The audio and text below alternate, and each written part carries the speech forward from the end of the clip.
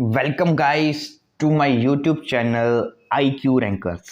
तो स्टूडेंट्स, आज हम करेंगे NCERT एक्सरसाइज 1.1 का क्वेश्चन नंबर 3 एंड 4। तो देखिए क्वेश्चन में क्या है कि in a quiz team A scored -40, 10 and 0 and team B scored 10, 0 and -40। तो क्या है कि एक क्यूज कंपटीशन हुआ जिसमें टीम ए ने इतने स्कोर किए -40, 10, 0 और टीम बी ने 10, 0, -40 स्कोर किए थ्री सक्सेसिव राउंड्स में। तो उन्होंने पूछा है कि विच टीम स्कोर मोर। तो बेसिकली उस क्विज कंपटीशन में क्या होगा कि अगर वो सही आंसर देता है तो उसको +10 मिल रहा होगा, है ना, जैसे भी है। और अगर गलत आंसर देते हैं तो उसको नेगेटिव में मिला।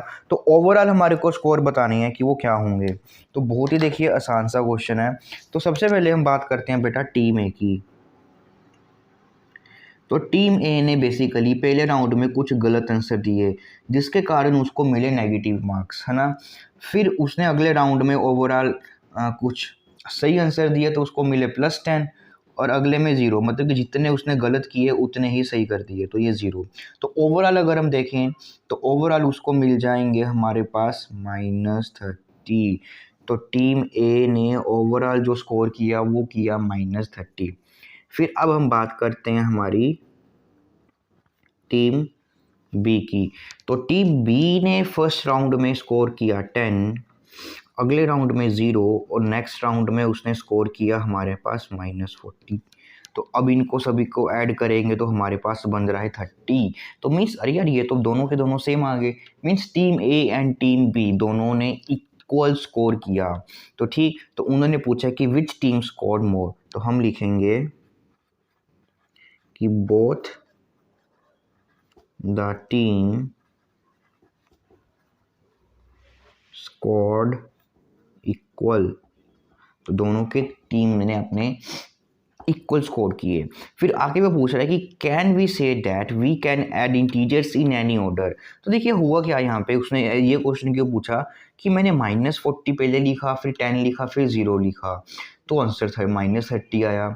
अब मैंने इन नंबर्स का ऑर्डर चेंज कर दिया कि 10 को पहले लिख लिया, 0 को फिर -40, तब भी आंसर।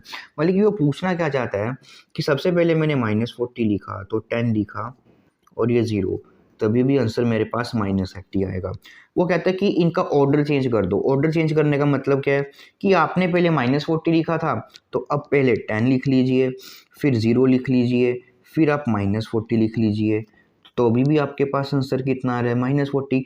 अगर आप चाहते हो कि पहले 0 लिखना है तो पहले 0 लिख लीजिए, अगर आपको फिर यहाँ पे -40 लिखना है तो फिर -40 लिख लीजिए, बाद में 10 लिखना है तो बाद में 10 लिख लीजिए, उससे कोई भी फ़र्क नहीं पड़ने वाला। तो आंसर आपके पास -30 ही आएगा।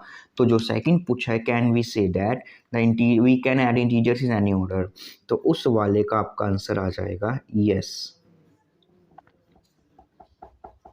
ठीक, तो यस इसका ये आंसर आया हमारे पास। और उन दोनों ने टीम्स ने आपके पास जो स्कोर किया वो किए इक्वल स्कोर किए। तो होप सो बच्चों आपको ये अच्छे से समझ में आ गया होगा। तो अब हम करते हैं हमारा क्वेश्चन नंबर 4। तो बच्चों अब हम करते हैं हमारा क्वेश्चन नंबर 4। तो इस क्वेश्चन नंबर 4 को करने के लिए आपको एडिशंस की प्रॉपर्टीज़ आनी चाहिए, जिसमें मैंने आपको, आई थिंक मेरा वो 3rd लेक्चर है जिसमें मैंने आपको प्रॉपर्टीज़ ऑफ एडिशन के नाम पे वो लेक्चर है। तो वो लेक्चर ज़रूर देखें अगर आपने नहीं देखा।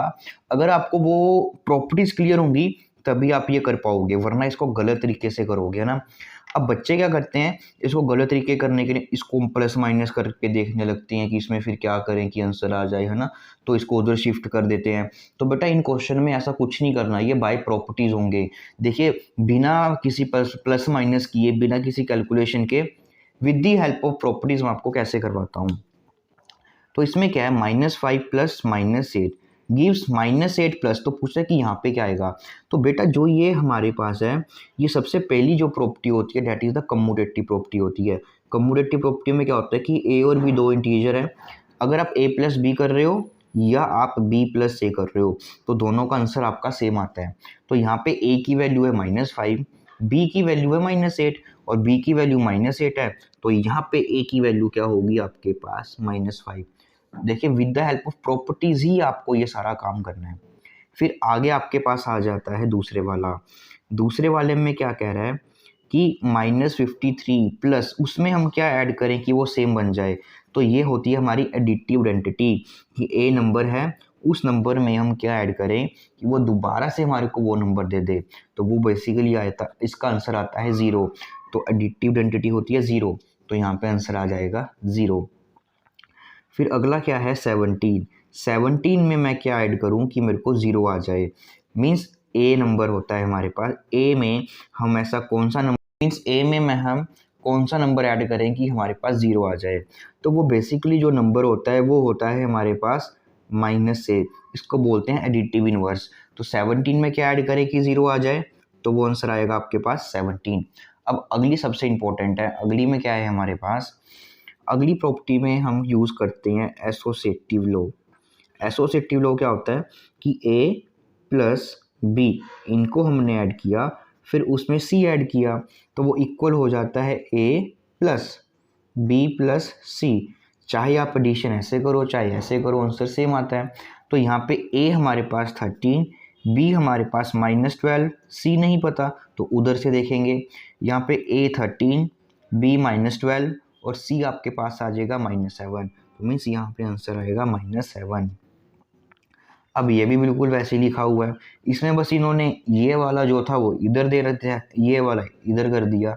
तो यहाँ पे ए की वैल्यू है -4, बी की वैल्यू है 15, सी की वैल्यू है ये -3, तो इक्वल हो जाएगा आपके पास -4 ये बी और सी हमारे पास आएगा -3, तो यहाँ पे आंसर आ जाएगा आपके पास -3। तो देखिए कितना आसान है मैथमेटिक्स, है ना। तो with the help of properties अगर आप समझ के करोगे तो आपको बहुत ईजी लगेगा। तो मिलते हैं बच्चों हम अपने अगले लेक्चर में।